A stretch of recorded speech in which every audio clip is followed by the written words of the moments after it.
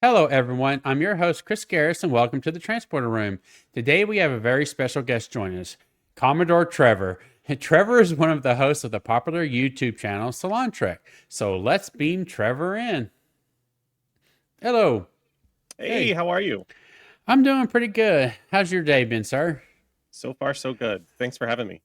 Oh, you're welcome. I am glad you were able to do this.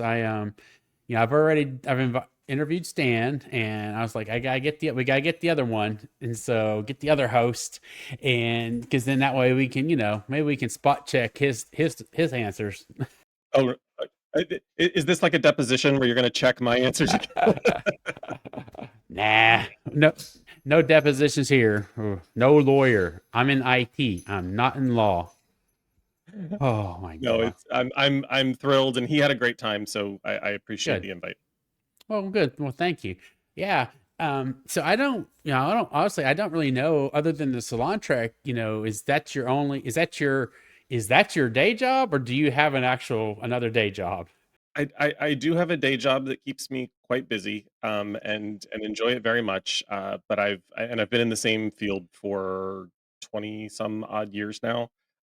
But as a hardcore trekker from age 7, and I'm 48 now, it's just a thing that, you know, one, thanks to the pandemic, if any positive things came out of it, I think a lot of fun relationships and hobbies came out of it. Um, Thanks to that, you know, the salon was sort of born, and it happened much by accident with perhaps Stan and I pushing things along a little bit. But yeah, no, have a day job and a life outside of the salon. But yeah, no, the salon definitely keeps us busy and is definitely a lot of fun. But it really is born out of love of Trek and just the relationships that were created by it and for it. So. I'm pretty sure the algorithm threw the salon at me, and I like it. I love how well, first off, not everybody agrees on everything Yep. at Not even all, close. not even close. Um, and then I can just tell that you guys really just like entertaining us and giving your opinions, and as you said, this came out of the pandemic, but I've heard that a lot from a lot of people I've talked to, like Fathery and some others that and Goodwill, that a lot of these shows and their channels were born during the pandemic. Yeah, it was sort of by accident, like I said. It was several of us all listening to Twitter Spaces back when that was a little bit more popular. I think they're still around, but and I still call it Twitter because I'm stubborn. Um, but there was a Twitter space. Starfleet Sohail was hosting on a weekly space, and there were a couple of us that were we were participating, but also just kind of chatting on the side with each other. And it was one of those things where, Sohail does a fantastic job of having a very structured, very, he's going to talk for an hour. He's going to get everything he wants and including, making sure that the participants are feeling like they got to, share everything they wanted to share. So he's a lovely host and very good at all of that. But when it ended, we noticed every week a bunch of us were like, but we want to keep talking. Like, but there's no format to do that, and it didn't make sense to ramble on for hours on a formal, show with a formula. And Stan and I started chatting, and we said, why don't we get a couple of the folks that are on this chat thread, and we threw together our own space that morphed into a YouTube show that morphed into something with a little bit of structure, but we chaos is part of our brand. So we're not all supposed to agree. We're not It's a fairly large panel sometimes, sometimes not. But we're the 8 or 9 of us, depending on what week it is, are truly people that just sort of uh fell in friend love with each other. We didn't They were friendships that were supposed to happen in our opinion. And happened quite organically, and the show is all of these diverse opinions about Trek. There are I think there's probably somebody who could claim any one Trek show as their favorite amongst the group. So there's plenty of diversity of opinion, and if you watch as you have, and you've commented, and we appreciate it. When you jump into the comments, and sometimes it's hard because people don't want to take sides, but you kind of have to because we're all arguing with each other and arguing over each other, and it's Oh, all out of yeah.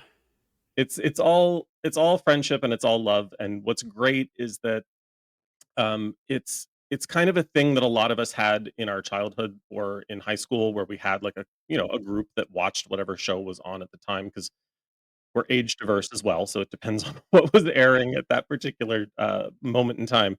But we all had that friend group, and we've all sort of drifted apart from that friend group and then found each other. So it's that all over again. And those of us that are in relationships are not in relationships with trekkers, so it's helpful to have somebody to I've heard pour the that. fandom out to and share it with. Yeah, I mean, my husband is, I will say, trek tolerant, but not a huge fan. He does go to Vegas, when the group goes, and he has a good time with us, and, also occasionally has a spa day when he's had enough. That's okay. But we have each other, and we have the show, and the show is really what I described. It's that friend group all talking and arguing about a particular topic and just having a good time, and we just happen to let people watch. It's not a let's get together and talk about what content we're gonna produce and what we're gonna, and not that there's anything wrong with that. There's plenty of space for it, and it's wonderful, and it entertains people. Our mission, though, is to just allow people to watch the friendship and to watch the conversation, and we hope that people are entertained, and it turns out they are, so Oh, yay yeah. for us. I think so. I mean, especially when Will gets on a tear. Oh, Well, it's fun to watch. I don't know that I've ever seen them disagree, but it's fun to watch Will get wound up and to get Joanne wound up, and then if Krista happens to be wound up at the same time, it's just I just grab a cocktail and lean back and watch because the hilarity ensues. oh yeah, and and especially with y'all doing this last one, I guess it was a 4-part series on Enterprise. Was it 4 or more? I can't remember now. So, Thumb War used to be, yeah, with our Thumb War series where we rate each episode in a season, we used to try to squeeze all 20 whatever episodes into an evening, and we realized it was a little much. So, for Enterprise, we actually split each season in half. So we did 8 weeks of Enterprise. Yeah. So, that was actually a lot of fun because I hadn't revisited Enterprise in a long time. So, I enjoyed getting to do that with them. Yeah, and I'm actually, to add additional content, I've already started doing with other people and that I'm, have guest hosts. We're doing recaps slash reviews of Enterprise right now.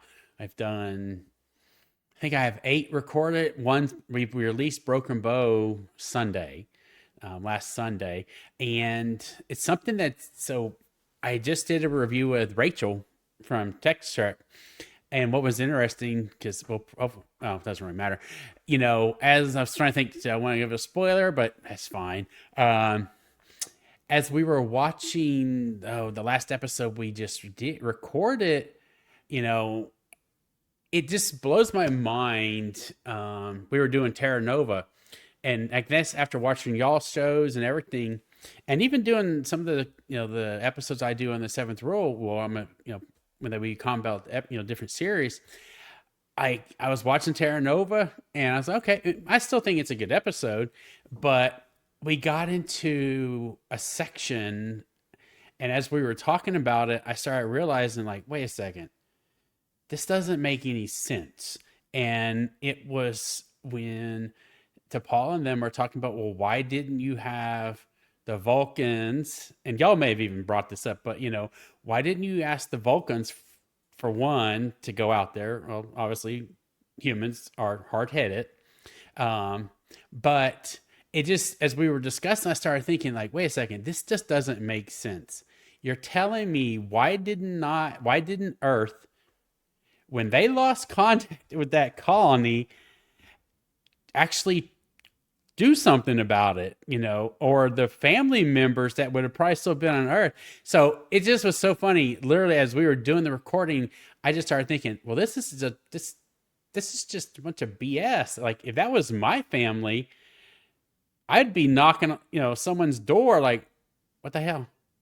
It's funny how we can get real world angry at that show sometimes, or any of the shows, not just Enterprise, but Star Trek in general. And one thing I said I appreciated getting to chat and revisit the show because I hadn't in a long time, but doing so with my salon friends. But the crazy part is, and this it never fails to happen, angles I never thought of before, things I never, I'm so used to watching it through my own lens and just watching it through my own experiences or having opinions that are based on, some of my TNG opinions are based on 10-year-old Trev watching season 1. Like I have a deep-rooted love for season 1 of TNG, and I know that it's not a great version of Trek. It's not putting Trek's best foot forward, but I don't care. It's my childhood. Like, you know what I mean? It's part of a very happy part of my life, not that any part of it hasn't been, but for the most part, it's something that I really enjoyed then. It was the first new I did fall in love with the original series on reruns as a little kid, but being that excited about that show and then it came out and just loving it even when it was bad, uh, um, is something that I didn't get to see the criticism until I started watching it as an adult and talking to other adults about that show. And the same goes for Enterprise. I was, just out of college, I think, when Enterprise started, so, uh my perceptions were very different than they are now, and than they were when I wasn't talking to a bunch of people about Star Trek. So, it's cool to actually have some more positive opinions about certain aspects of it, and then things that kinda make me go, "Hmm." Like, to your point. Well, they do, and I am trying to find the episode that really kind of shocked us as well. Um, Watching on TNG, and kind of like you say, I'm 48 as well. I'll be 49 this year. And so, I watched a lot. Again, I was what 11 when TNG came out, and some of the episodes had made no sense, or I just thought, okay, whatever. I didn't really realize it. But one of the ones that really kind of was surprising was the episode. I'm trying to find the name. I did a review on season, should have been season 4. It's the one we meet the Trill. It's the Ah, first time yes. The host. the host. And as I was preparing for my review for the Seventh Rule, I watched that episode I think 3 times, and it was so weird. It was the last time I watched it. I I realized, at least from what I could tell, and then the group agreed as well, is that when the new host came out and it was female and not, and Dr. Crusher was like, shocked, and but she made some comments about, like, well, if it was a different, scenario, time. Long story short, it realized that all they could finally talk about without getting probably in trouble with censors Sure. about same-sex relationships. Mhm.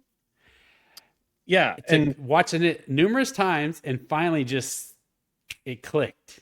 yeah. And watching it from, a different perspective and a different lens now and watching it back, I remember I don't remember my exact but however old we were, when that episode was on, I do remember kind of scratching my head a little and feeling, and this may have just been pre-out Trev having a response of like, "I wish they had pushed that a little further."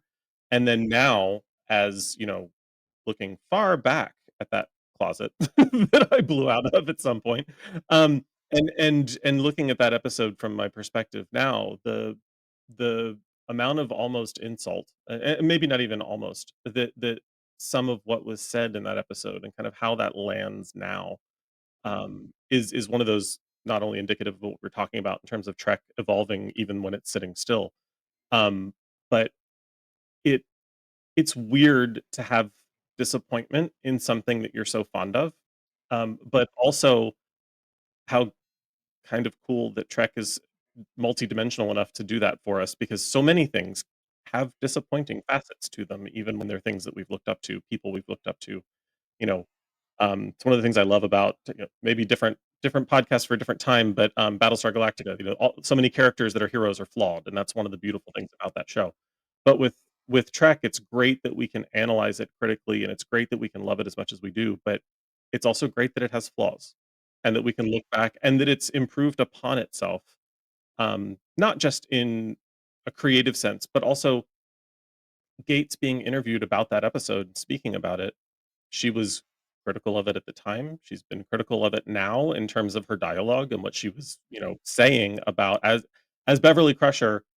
It's almost not believable that that was Bev's response. Like, it's one thing to say, "I'd like to just pick up a body and run with it," but, like, or to just declare yourself, like, incapable of moving beyond your having fallen in love with the first host.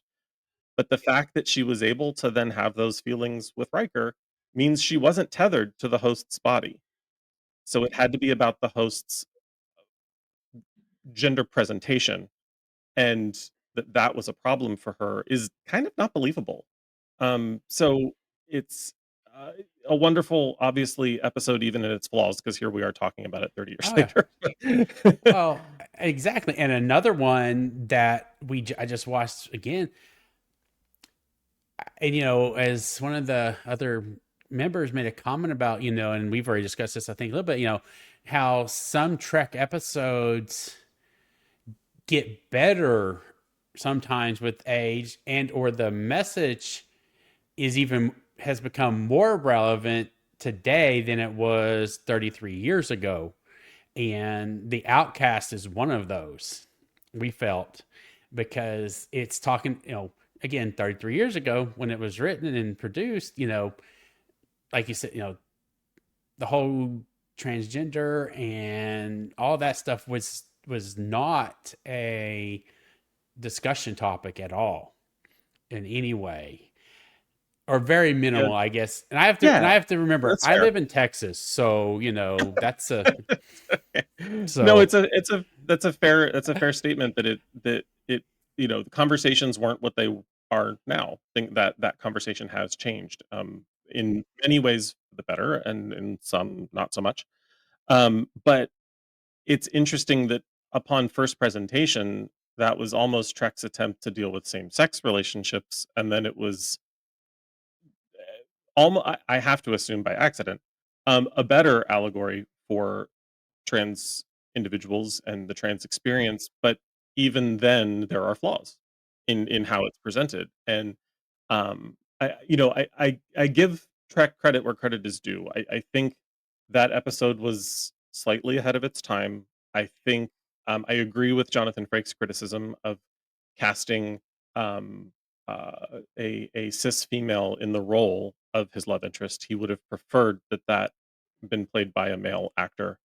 I know. I didn't know that until I think it was Jason Oken or one of the other Seventh World members brought that up, and I was like, "What?" And so I actually looked it up, and sure enough, he was actually he was very unhappy about that.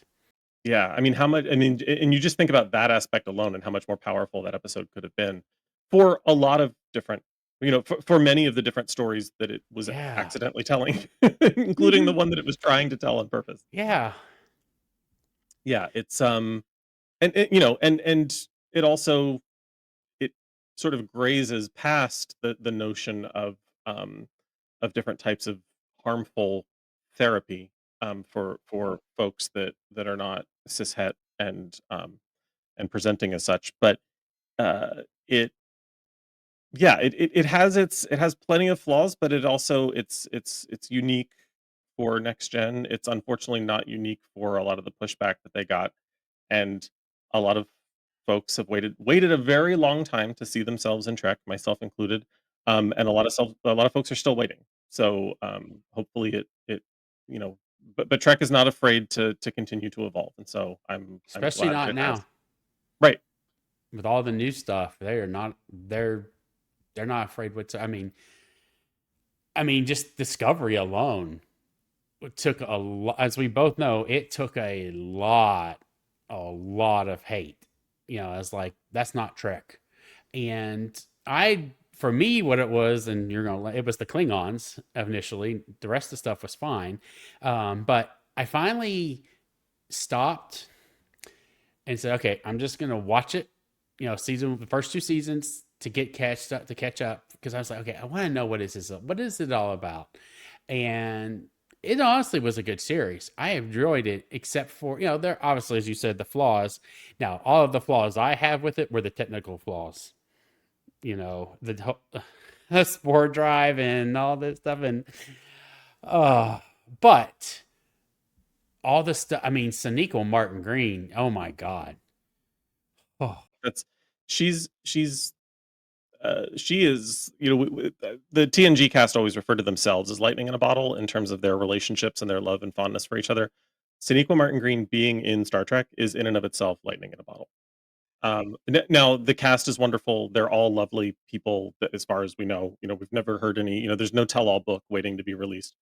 Um, but Sonequa as a number one on the call sheet, clearly gets all of the appropriate praise from her castmates, but is also praised from creatives, is praised from technical, folks, and just as a Trek fan, uh, the that that she shared her talent with us and in this universe is a gift. And I've I'm a weirdo Discovery fan, and then I am very fond of the first season. I know there's a lot of folks that either prefer second or really prefer like fourth, fifth. I three, loved four, the and first five. I 3, 4, and 5. I loved the first season. I struggled a little bit with the second only because I felt like it went on for too long. But it felt like it was like an 8 episode story that they Extend made it. 13. Yeah. Um, but that happens. Whatever. It's streaming.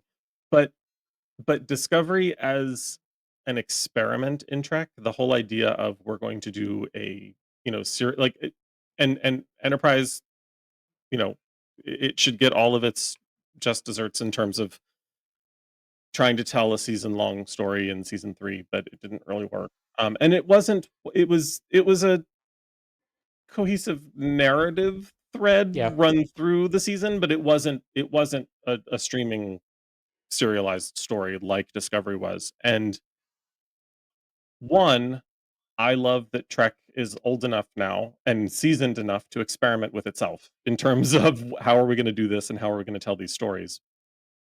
The idea of focusing on a single character with the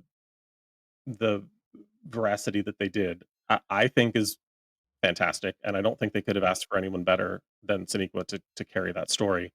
Um, I find it interesting when people criticize that facet because it feels I have yet to hear a criticism of the stories focusing on Michael Burnham, wherein there isn't a parallel in another series or series of films where a particular character is focused upon that doesn't receive that same criticism.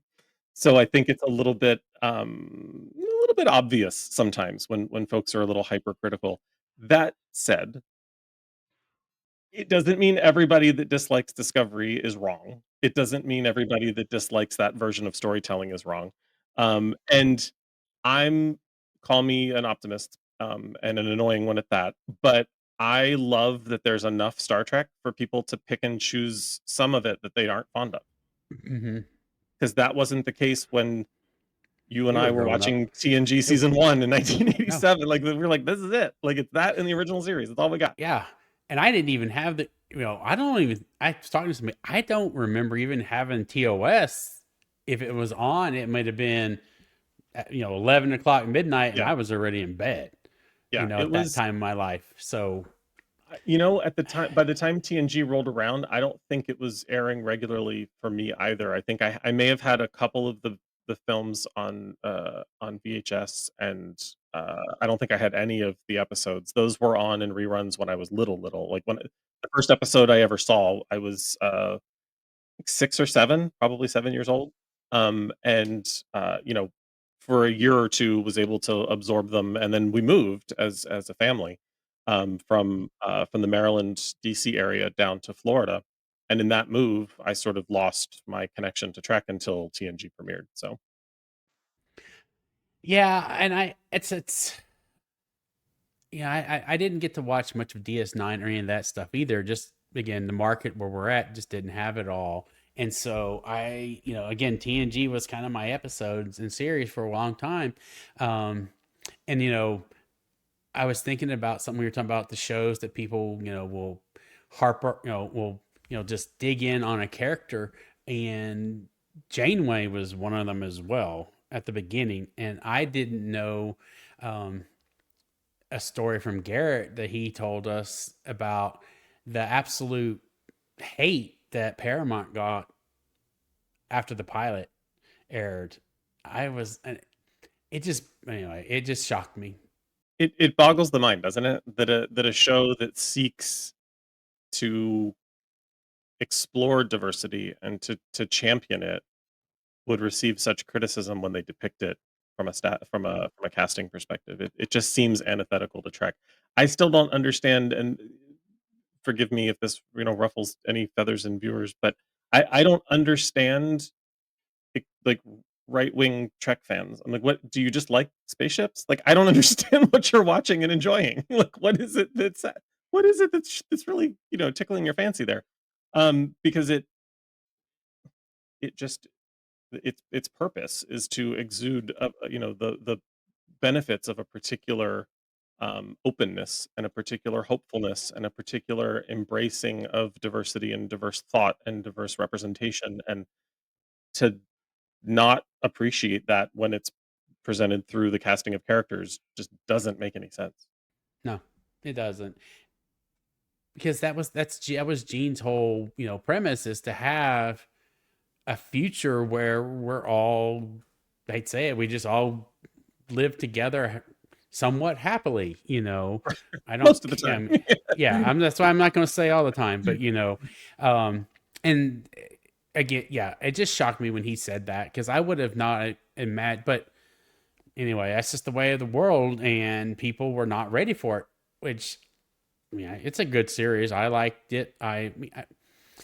There's really no Trek that we don't like. Maybe they have series and episodes that we don't like, but um, I do have a hard time watching TOS, not because of usually the content, more because of the special effects or the lack thereof. And um, it's just, again, I was TNG and then the movies. So, but I've gone through all of season one. We've started season two, and it's actually not. I actually enjoy it now that I've started watching now. Some of the stories totally different.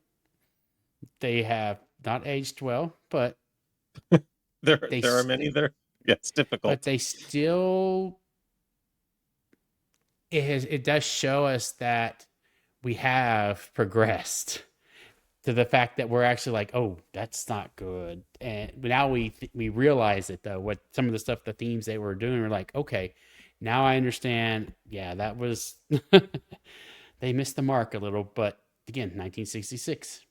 It's funny too when I wish more people realized there are folks that sometimes complain about newer stuff being, um, sort of less cloak and dagger in their, approach to some of the themes. Obviously there was a lot of allegory built into the stories in the original series, and not so much anymore. Now things can be a little bit more spoken and open.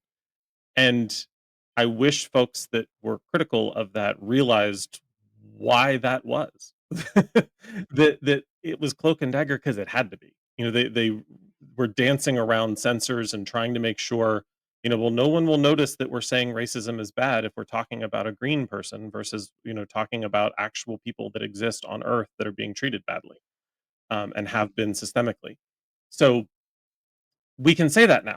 So let's say it. We don't need as many allegories anymore, because because, thank goodness, the real world has evolved just a little bit, not as much as those of us who are, hoping for a Star Trek future would like, but it has happened. And so, um, I think we should, I would hope that those folks would eventually come to understand that and maybe embrace it a little bit Exactly. more. True. So I'm kind of curious here. So I know since the salon, is more of the group getting together, discussing track and everything. But I know y'all have done some interviews with guests, but I don't remember, so far with what you've been doing with the channel, has there been an interview with someone that, that you just really were like, man, that was so cool to do? We've done a couple, but I will say, I have only participated in 2, and I think they're 2 that I'm really, really proud of and was really, really excited about. Aaron Watkey's one of them, um, and it was kind of funny that that happened sort of like the Salon, almost by accident, and I say that from a we didn't realize we had his attention, and so as soon as we did, a few of us, and really in particular Stan, did a lot of work to make sure that we scheduled it and that it happened. But we didn't realize he was watching us, and one day we just got a comment in the chat, and we were talking about, we were in the middle of discussing Prodigy, and I don't remember which season we were talking, or which series of episodes, because we did them in chunks. I don't remember which one we were talking about, but all of a sudden we just, you see the comment pop up on your screen, and it's like, okay, remember that you're, because we stream live, and so it's, Oh yeah. remember ever, like, yes, it's recorded and people can watch it back, but like your reaction is your reaction, and there's no editing. So good luck. Um, and so we saw the comment and we were like, "Oh, everybody, act, be on your best behavior." Which is funny because he later Oh, shared come with us on. that us not being on our best behavior is part of the reason why he was watching us in the first place. Because there may or may not be, mood enhancing substances encouraged among the panelists. So having him comment, and then we went into action, and those that most of the panel was present for the actual interview. Stan did most of the logistical work in arranging it, but having a live conversation, and he joined us live. That was the other piece. It wasn't a Oh, recorded hell yeah. interview. So having him drop in, and talk with us and spend time with us, and then something that we don't hide it, but I don't think we advertise it a lot either. When we drop off, when we end our live stream, we're usually the rest of it just hanging out on screen for about an hour or so, just shooting the breeze and doing, talking about things that we don't necessarily want the world to know. Um, and at the end of our Aaron interview, he stayed with us for like another 20, 30 minutes and was like, "Do you guys have any questions that you didn't get to ask?" And we were like, "Yeah," everybody pulls out their notepads and starts asking questions. Um, and just getting to, and obviously there were things he couldn't answer, and wasn't True. gonna break any sort of agreements that he's NDAs. signed with us, but Mhm. he was just delightful. And I feel like if I that was one of those moments where if I could travel back in time like 40 years and tell 7-year-old Trevor that he was going to talk to a writer from Star Trek one day on the internet. First of all, what the hell's the internet? But second of all, I would not have believed that I would be having that conversation, even up through teenage high school Trevor, hanging out with his fellow nerd friends, who many of whom I'm still in touch with. To tell them that I was having that conversation, like that just was not a thing that I thought would ever happen, and so that one's really, really special. I am with you 100% because Yeah. I can't believe, I have, I mean, some of them haven't been released yet, but still, I've interviewed Liz Klikowski and so I've had hers comes out, well, her episode's coming out tomorrow. Um, Connor and Dom, Ciroc, um, and I'm like, what? Well, you're Like, you're talking to Ciroc, what, like, once a week? well, true. That's another thing. I'm Yeah. like, what the F? You know? I'm like, I would have never. And, and being on and and sometimes Denise joins us, sometimes, and Walter joins. I'm like, what? It's a little pinch yourself, isn't it? It's a lot of Yeah. pinch yourself, Yeah. It just blows my mind. And and John Billingsley, oh my God, Hitman is so fun. Granted, I never had to delete so many words out of my, recording. Just Which reminds me, I'm actually kind of proud of myself right now because I haven't given you any that you would have to delete, and you didn't tell me not to. And oh, so and I don't have a problem with it. But no, I don't. I don't have a problem. If we need to bleep yeah. stuff, we just No, clear it out. But no, but to answer your question, the Aaron interview was really, really special just because of everything that I said. And the other one that was really special and important, I was really I really enjoyed the entire conversation. We had to change a little bit of it because it involved some stuff about Trek Talks that ended up getting delayed, and so we had to adjust some of what we shared. But it was an interview with Laurie Ulster from Trek Movie, who is just such a delightful person, just a delightful human, let alone a wonderful person to have a Trek conversation with. And Lori was, you know, one of those people that the first time I heard her voice on Trek Movies original podcast when they were doing their Shuttle Pod podcast, um, which I started listening to during the pandemic. Her, not just the sound of her voice, I don't mean it that way, but like the things that she was saying, I was so identifying with in terms of, that was a fairly diverse panel of opinions as well, and she would sometimes say things that I'm like, "Yes, that's what I wanna say." I've developed a little bit of a Twitter friendship with Brian Drew from Trek Movie as well, and so, like, sometimes when I disagree with Brian, it's fun. We only, I think, ever disagree about Trek. Um, but she was always saying the things that I wanted her, that I wanted to be saying, and so it was like a weird form of fandom there that happened. And so kinda going full circle and having her on a show that from my perspective, and my involvement with it was sort of inspired some of what happened with the Salon. We wanted to become a thing because I started listening to other people talk about Trek, and I was eventually desiring to participate in the conversation. I think I'm a reasonably good listener, but I also like to talk. Hmm. No, So yeah. you can only when you're a talker, you can only listen for so long before you gotta chime in, and I was like, "I wanna chime in, I wanna have my own conversations." And so getting to talk to somebody who's, been doing, Trek conversations for a long time and is very active in the Trek community and is very active in Trektivism, it was cool to get to have that little sit down with her, and that one was, it was just me and Stan talking to her, and it was on a weekend that we did do a pre-record, but, that was just a delightful time with somebody who I've gotten to spend a little time with in Vegas, but, not enough of a, like, "Let's just sit down and talk for an hour." Like, that was really cool. So I enjoyed both of those conversations a lot. Well, that's cool. Well, and it sounds like you go to STLV. Do you always go, or how many? Yeah, this'll be my 4th time? 4th time? 4th time. I missed a year and I went the year that it so the year that it first came back, like, sort of mid-pandemic. I Time has no meaning. The pandemic was like the nexus. Like, I don't understand what happened in there, and no one else does either. Um, but, I went one year, and it was just my husband and I. I didn't have any other real Trek connections, although I did bump into the Trek movie gang.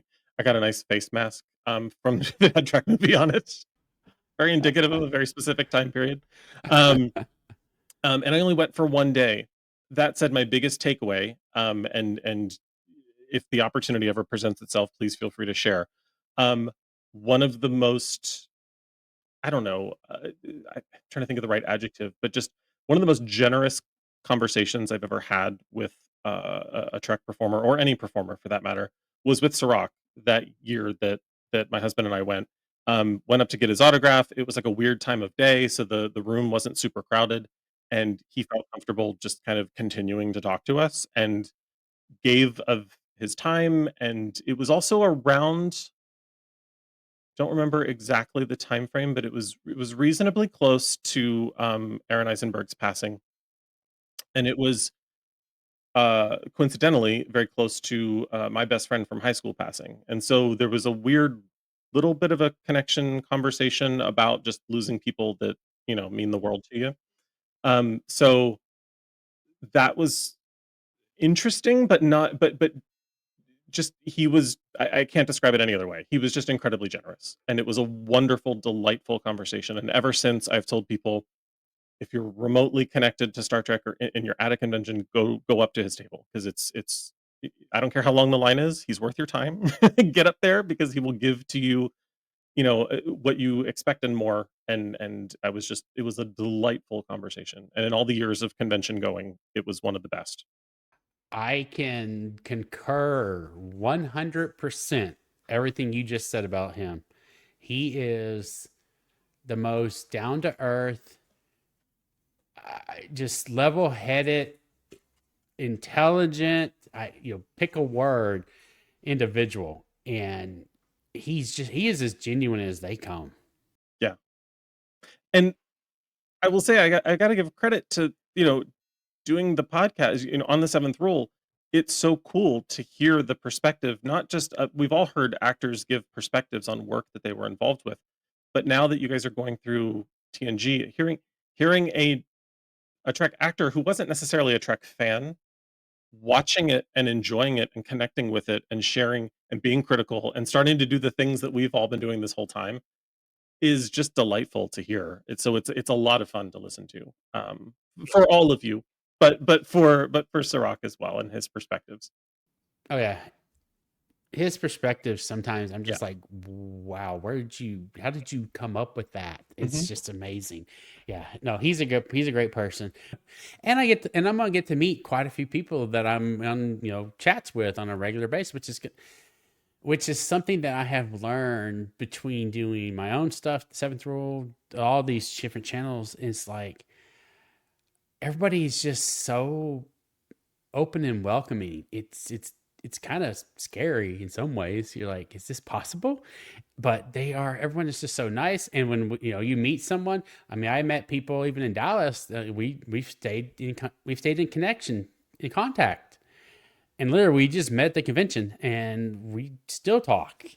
And it just the whole Star Trek fandom just really blows my mind at times because like one of the individuals that was in the group that I was at the convention, she flew all the way from Australia just to come to that convention so she could meet Gates McFadden because that was she's her person. And I'm like, Australia? Yeah. You couldn't get much Okay. further away if you tried. Yeah. No. But everybody's so nice Yeah. and just welcoming. And yeah, I mean, I talked with Andy Holt, who goes to like every single convention on the planet, and man, just the warmest guy out there. He just when we were sitting there, he's like, "Hey, you want to come at breakfast? Just come table." I'm like, "Okay, okay," it's just so crazy.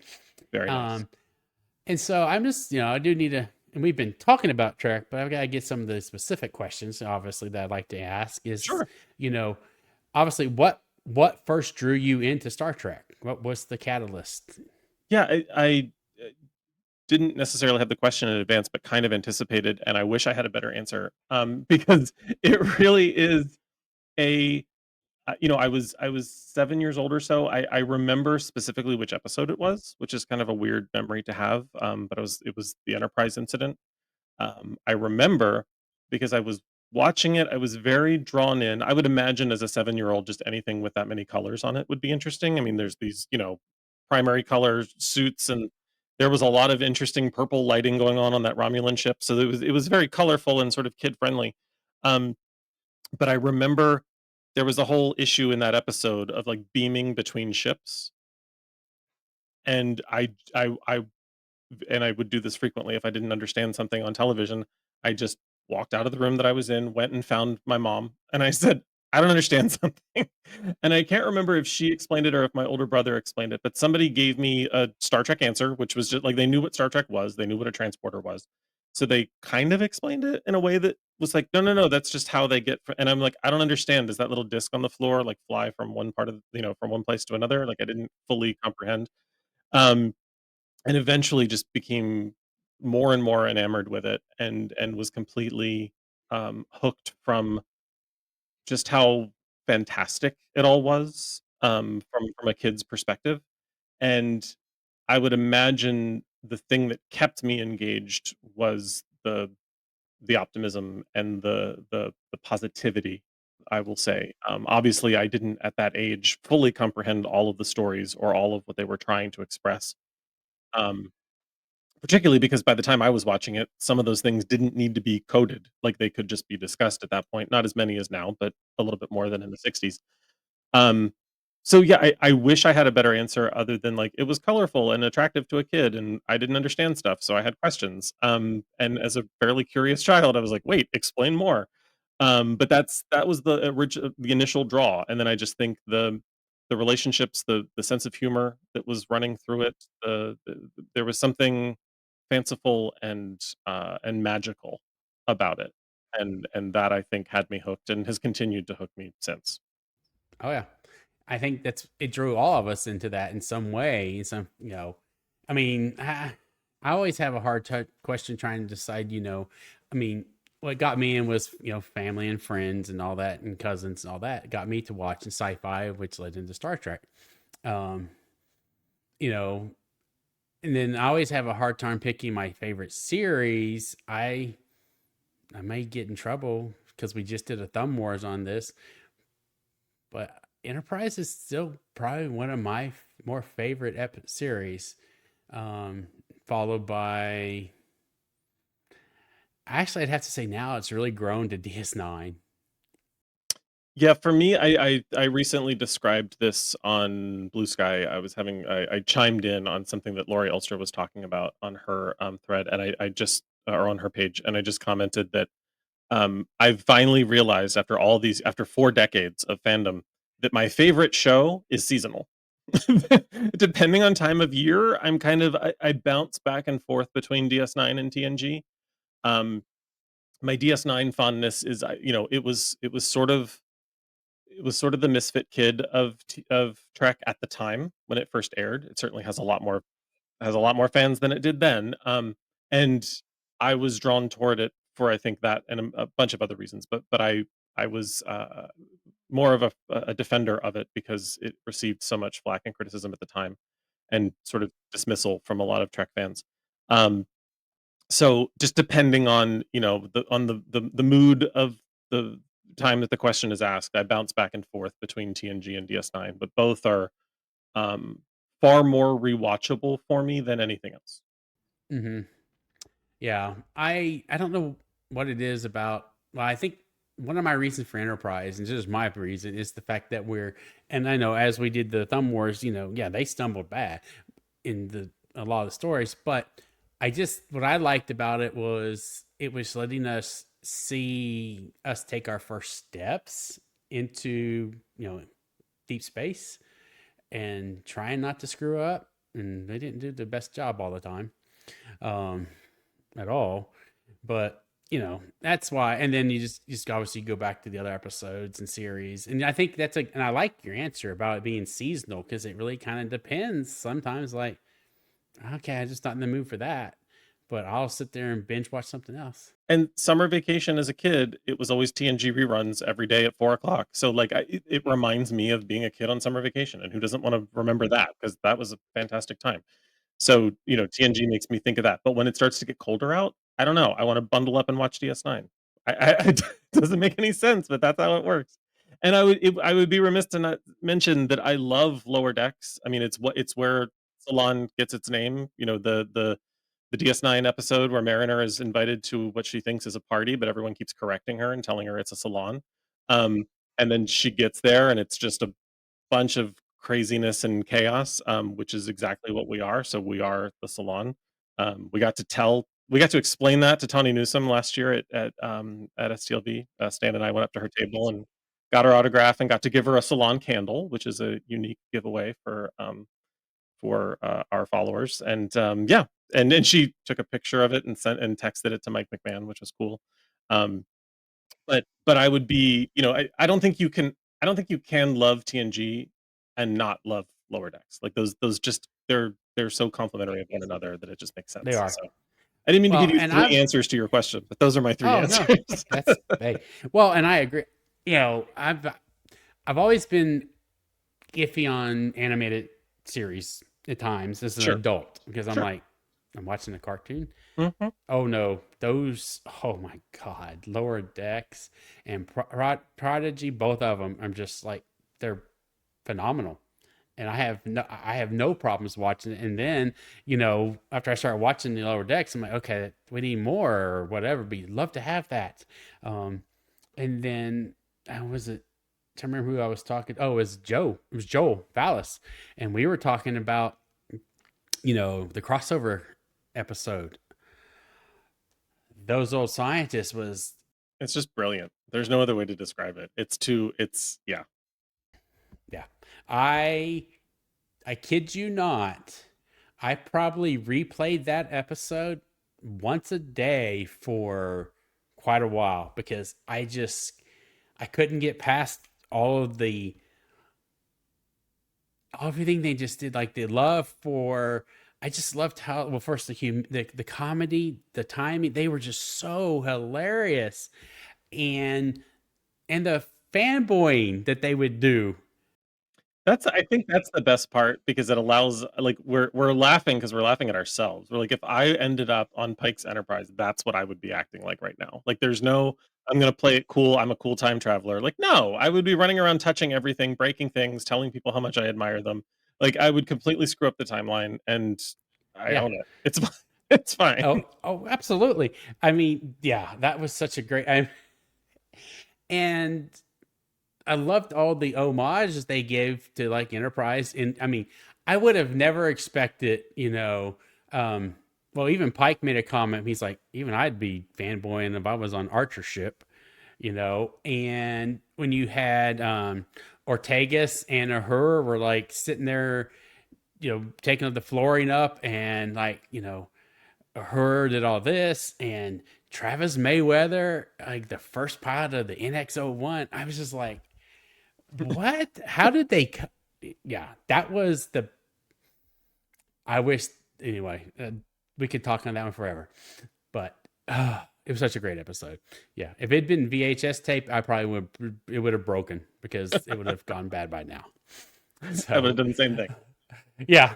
Anyway, so I'm gonna. Usually, my last question I ask is, what piece of Star Trek technology do you wish existed today?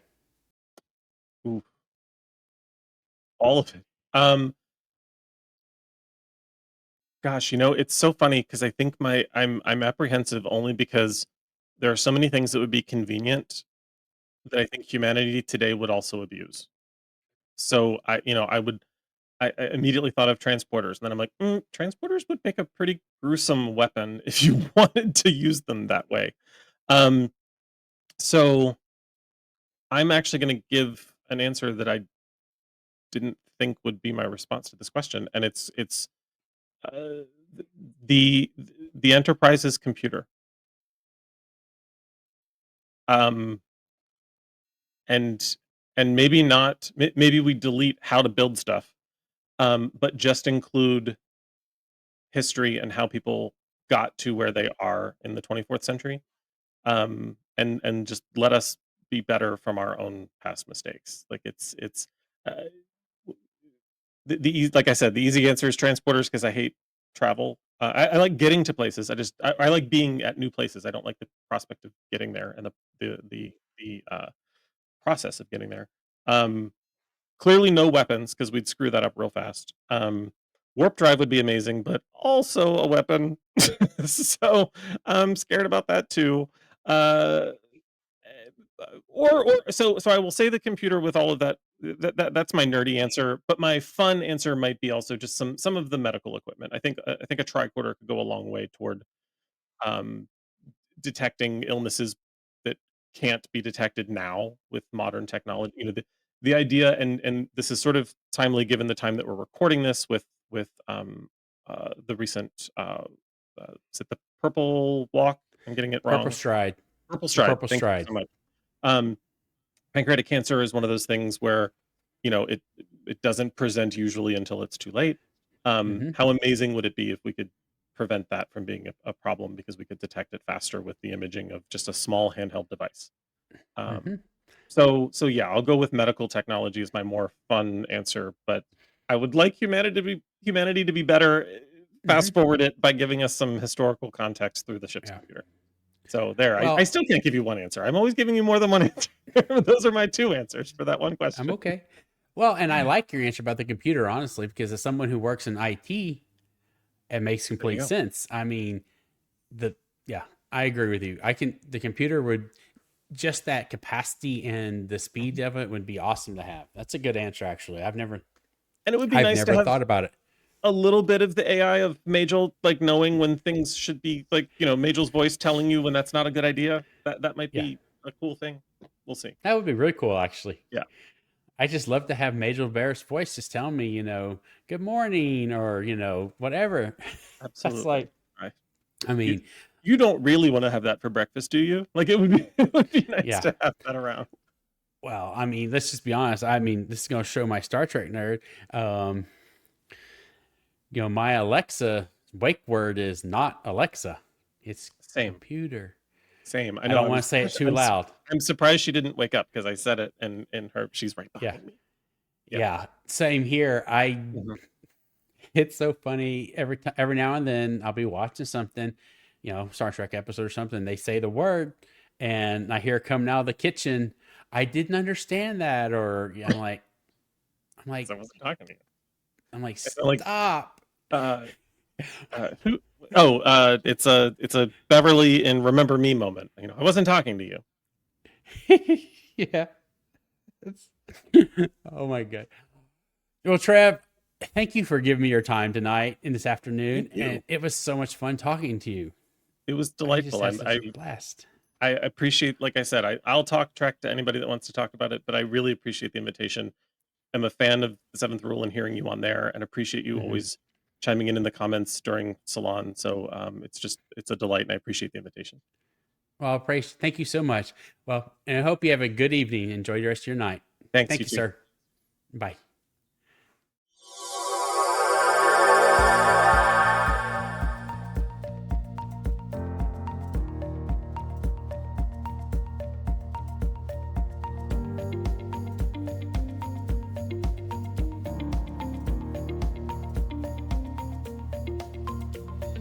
Thank you for watching The Transporter Room. For just $5 per month, enjoy ad-free access to this episode and all previous ones, plus exclusive bonus content. Sign up now on Patreon.